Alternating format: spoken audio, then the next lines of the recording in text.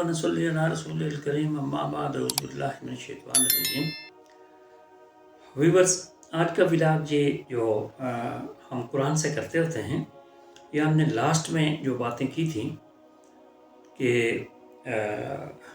حضرت موسیٰ علیہ السلام جب مصر سے، چونکہ ان کے وہ فرعونی اور جو طاقتیں تھیں اور اس کا جو دربار تھا، فرعون تھا، ان کے خلاف ہو گیا، تو انہوں نے سیف اپنے لیے جگہ کے لیے وہ سفر کیا۔ انہوں نے حضرت شعیب علیہ السلام کے مدین کی طرف، تو مدین پہنچ کے بڑے مصائب سے پہنچے۔ پھر میں نے آپ کو بیان کیا تھا لاسٹ میں کہ ان کی جو بیٹیوں کے ساتھ انہوں نے ہیلپ کی، تو انہوں نے ان کو موسیٰ علیہ السلام کو کھانے پر اپنا گھر ان بیٹیوں نے کیسے بتایا، ان میں سے ایک بیٹی نے، اور کتنی اپنے ان کو ان کی عادات جو تھی، عزت و احترام، ان کا تقدس کا طریقہ، لوگوں کے احترام کا کتنا پسند آیا۔ تو انہوں نے اپنے والد سے، پھر یہ آگے ہم بیان کریں گے کہ کس طرح ریکویسٹ کی کہ شعیب علیہ السلام کی بیٹیوں میں سے ایک نے کہا کہ ابا جان، آپ ان کو اجرت پر کوئی کام دیجئے، کیونکہ ان کے آلریڈی کام وہ مفت میں کر چکے تھے۔ آپ کسی سے اجرت پر کام لیں تو اس کے لیے بہترین شخص وہ ہے جو طاقتور بھی ہو اور ایماندار بھی۔ اس زمانے میں طاقت زیادہ امپارٹنٹ ہوتی تھی، کیونکہ انسٹرومنٹ نہیں تھے، فیسلٹیز نہیں تھی، تو ظاہر طاقتور آدمی کام کر سکتا تھا، لیکن عقل مند بھی ہو اور سنسیئر بھی ہو تو پھر زیادہ بہتر ہوتا تھا۔ آیت نمبر 27 یہ اس سورت کی آیات ہیں۔ یہ ابھی ہم آیت نمبر 27 پر آتے ہیں۔ پہلے ہم اس سے پہلے دوسری آیات کو ڈسکس کر چکے ہیں، اس لیے ان کی طرف ہم نہیں آتے ہیں۔ سورہ قصص کی یہ جو آیات ہیں، تو یہ آیت نمبر یہ 26 میں نے آپ سے بیان کر لی کہ انہوں نے کہا کہ کسی کو اجرت پر کام لیں تو اس کے لیے بہترین شخص وہ ہے جو طاقتور بھی اور ایماندار بھی۔ آیت نمبر 27 ہے، ان کے باپ حضرت شعیب نے کہا کہ میں چاہتا ہوں کہ اپنی 2 لڑکیوں میں سے، کیونکہ کھانے پر تو انہوں نے بلا دیا تھا، انہوں نے ریفیوز کیا تھا کہ اجرت میں کھانا نہیں کھاتا، انہوں نے کہا کہ نہیں، یہ اجرت میں نہیں دے رہا، کہ اپنی 2 لڑکیوں میں سے ایک سے تمہارا نکاح کر لوں، بشرطے کہ تم 8 سال تک اجرت پر میرے پاس کام کرو۔ یعنی ایک شرط رکھی، جس طرح ایک معاہدہ ہوتا ہے کہ آپ یہ کریں گے پھر آپ کے ساتھ میں یہ بیہیو کروں گا، تو یہ انہوں نے شرط رکھی کہ 8 سال تک آپ میرے ساتھ پاس کام کرو، پھر اگر تم 10 سال پورے کر دو تو یہ تمہارا اپنا فیصلہ ہوگا، یعنی یہ زیادہ بہتر ہوگا، لیکن اس کے لیے میں آپ کو شرائط نہیں رکھنا چاہتا، آپ کی اپنی مرضی ہے، اور میرا کوئی ارادہ نہیں ہے کہ تم پر مشقت ڈالوں۔ انشاءاللہ تم مجھے ان لوگوں میں سے پاؤ گے جو بھلائی سے معاملہ کرتے ہیں۔ یہ حضرت شعیب علیہ السلام ایک پیغمبر تھے، ان کا دوسرے پیغمبر کو، ان کو ابھی پیغمبری نہیں ملی تھی، اس ٹائم باقی تھا، ان سے ایک ٹاکس ہو رہے ہیں، بڑے خوبصورت ٹاکس ہیں ان کے، اور بڑا اچھا بیہیویئر ہے۔ آیت نمبر 28، موسیٰ نے کہا یہ بات میرے اور آپ کے درمیان طے ہو گئی، یعنی میں آپ سے انکار نہیں کرتا، دونوں مدتوں سے جو بھی میں پوری کروں تو مجھ پر کوئی زیادتی نہ ہو، اور جو بات ہم کر رہے ہیں اللہ اس کا رکھوالا ہے، یعنی ہمارا وٹنس اللہ ہی ہے۔ یعنی تو بہت بڑے آدمی ایک معاہدہ کر رہے تھے، تو عموماً معاہدوں میں وٹنس ہوتا ہے، تو انہوں نے کہا کہ میرا وٹنس جو ہے وہ اللہ ہی ہے۔ اس طرح موسیٰ علیہ السلام اور شعیب علیہ السلام کے درمیان یہ معاہدہ طے پا گیا۔ شعیب علیہ السلام چاہتے تھے کہ موسیٰ ان کی بکریاں بھی چرائیں، اور مقررہ مدت کے بعد ان کی بیٹی آپ کے نکاح میں آ جائے۔ یہ دونوں معاملات اپنے اپنے وقت پر اپنے اپنے طریقے سے سر انجام پائے، یعنی انہوں نے ٹھیک کام کیا اور ٹھیک ان کے ساتھ جو معاہدہ ہوا تھا وہ سر انجام پایا۔ موسیٰ نے 10 سال حضرت شعیب کے پاس پورے کیے، اس کے بعد غالباً انہوں نے اپنی والدہ کے پاس مصر جانے کا ارادہ کیا، والدہ ادھر ہی تھی ان کی،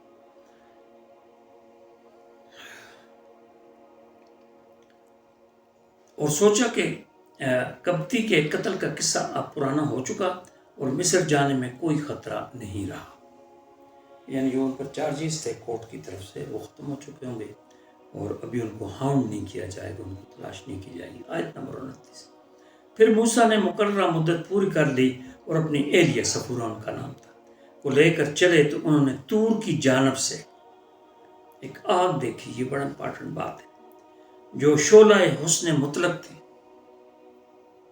کہ اٹل حق کی طرف سے ایک شعلہ تھا، شعلہ حسن مطلق تھا، جس کی طرف آپ کی طبیعت مانوس ہو گئی۔ انہوں نے اپنی اہلیہ سے فرمایا کہ تم یہیں ٹھہرو، میں نے آگ دیکھی ہے، شاید میں تمہارے لیے اس آگ سے کوئی خبر لے آؤں یا اس کی چنگاری لے آؤں، یا کہ جس روشنی کی تلاش میں مدت سے سرگرداں ہوں شاید وہ مجھے مل جائے۔ اس سے بڑی بات تو کوئی بھی نہیں تھی نا۔ ہر پیغمبر حق کی تلاش میں سرگرداں ہوتا ہے۔ پیغمبر صلی اللہ علیہ وسلم، حضرت محمد صلی اللہ علیہ وسلم غار حرا میں سرگرداں تھے، دوسری جگہ پر، اس طرح یہ بھی سرگرداں تھے۔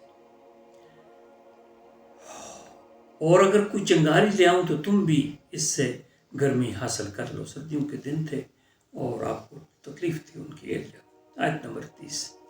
جب موسیٰ وہاں پہنچے تھے، وادی طور کے دائیں کنارے سے بابرکت مقام میں ایک درخت سے آواز دی گئی کہ اے موسیٰ، بے شک میں ہی اللہ جو تمام جہانوں کا پروردگار۔ It was a sacred voice coming from right side of the کوئی طور کہ موسیٰ میں تمہارا رب، تمام جہانوں کا پروردگار۔ ایک درخت سے آواز آئی۔ آیت نمبر 31۔ اور یہ کہ اپنی لاٹھی نیچے ڈال دو۔ پھر جب موسیٰ نے اسے دیکھا تو وہ تیزی سے اس طرح حرکت کر رہی ہے کہ جیسے سانپ ہو، تو وہ پیٹھ پھیر کر بھاگے اور مڑ کر بھی نہ دیکھا۔ ان سے کہا گیا کہ موسیٰ سامنے آؤ اور ڈرو نہیں، تم بالکل محفوظ ہو۔ یعنی یہ صورت طہ کی بھی آگے آتے ہیں کہ جب آپ سرائے سینا میں پہنچے تو راستہ بھول گئے اور سخت سردی کا بھی احساس ہوا۔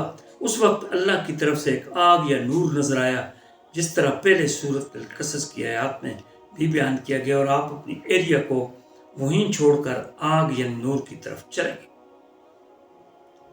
اللہ نے آپ کے دل کو اطمینان بخشا تاکہ آپ ڈر نہ جائیں اور شبہ نہ کریں کہ یہ اللہ تعالیٰ کی آواز ہے یا کسی اور کی۔ جب آپ اس نور کے پاس پہنچے تو عجیب منظر دیکھا کہ وہ نور آگ ایک سخت درخت پر جل رہی ہے۔ نور تو سخت درخت پر نہیں جل سکتی ہے نا آگ، تو ایک سخت درخت پر جل رہی ہے اور درخت کا کوئی پتہ نہیں جل رہا، یعنی اس طرح سلامت ہے۔ آپ نے کچھ گھاس وغیرہ اس کے قریب کی تاکہ اس میں آگ لگ جائے، تو آگ پیچھے ہٹ گئی۔ اس وقت موسیٰ کو ایک آواز سنائی دی جو چاروں طرف سے سنائی دے رہی تھی۔ وہ اسے اپنے کانوں سے نہیں بلکہ تمام اعضاء سے سن رہے تھے۔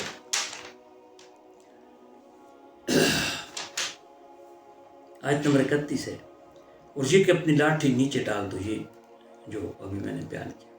پھر جب موسیٰ نے اپنی دیکھا تو وہ تیز اس طرح حرکت کر رہی تھی جیسے سانپ ہو، تو پیچھے مڑ کر بھاگ گئے۔ ان سے کہا گیا کہ موسیٰ سامنے اور ڈرو نہیں۔ اور پھر کہا گیا آیت نمبر 32 میں، اپنا ہاتھ اپنے گربان میں ڈالو، وہ کسی بیماری کے بغیر چمکتا ہوا نکلے گا، اور ڈر دور کرنے کے لیے اپنا بازو اپنے جسم سے لپٹا لینا۔ اب یہ دو دلیلیں ہیں جو تمہارے رب کی طرف سے فرعون اور اس کے درباریوں کی طرف بھیجی جا رہی ہیں، وہ بڑے نافرمان لوگ ہیں۔ اے موسیٰ، آگے سورۃ طہ کی آیتیں جو میں نے آپ سے پہلے ابھی تھوڑی سی تشریح بیان کی۔ اے موسیٰ، یقین سے جان لو کہ میں ہی تمہارا رب ہوں۔ آیت نمبر 12۔ اب تم اپنے جوتے اتار لو، تم اس وقت طوا کی مقدس وادی میں ہو۔ یعنی یہ ہم جوتے اتارتے ہوتے ہیں نا مقدس جگہ پر، مسجد میں، دوسری جگہ، تو ہمارے جو لوگ ہیں سب کانٹیننٹ کے، تو یہ سلسلے میں بہت اچھے ہیں، یہ جوتے اتارتے ہیں، بڑا تقدس فیل کرتے ہیں ایسی جگہوں پر۔ ایون جہاں پر کوئی بزرگ بیٹھا ہو تو اس کے لیے بھی جوتے اتار دیتے ہیں، یہ اچھی بات ہے۔ یہاں پر بھی یہی کہا گیا، اب تم اپنے جوتے اتار دو، تم اس وقت طوا کی مقدس وادی میں ہو۔ That was the order of اللہ۔ آیت نمبر 13۔ اور میں نے تمہیں نبوت کے لیے منتخب کر لیا ہے، لہذا جو بات وحی کے ذریعے کہی جا رہی ہے اسے غور سے سنو، کیونکہ ابھی تک ہر نبی وحی ملنے سے پہلے ولی ہوتا ہے اور وحی ملنے کے پاس نبی ہوتا ہے۔ اب آپ نبی بن چکے تھے، اس لیے آپ کو کہا گیا کہ آپ ڈرو نہیں، نبی میرے دربار میں ڈر نہیں کرتے۔ تو یہ آج کا ولاگ ہے، اسی سلسلے میں ہم نیکسٹ ولاگ ایک کریں گے، تو حضرت موسیٰ اور فرعون کا یہ جو مکالمہ ہے اور اس کی جو تباہی ہے پھر وہ ختم ہو جائے گی۔